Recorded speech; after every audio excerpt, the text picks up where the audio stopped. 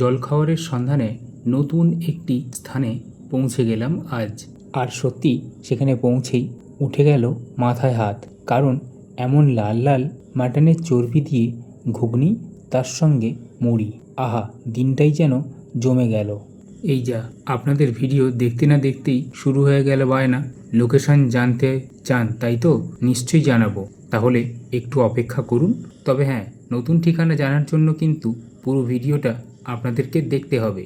আজকে সকালে পৌঁছে গিয়েছিলাম এখানে। আসলে বেশ কিছুদিন ধরেই শুনছি এই জায়গাটার কথা, তবে সময় হয়ে আর উঠছিল না এখানে পৌঁছানোর মতন। তাই মনের খানিক ইচ্ছে জেদ সবটুকু নিয়ে আজ বেরিয়ে পড়লাম এখানে আসার উদ্দেশ্যে।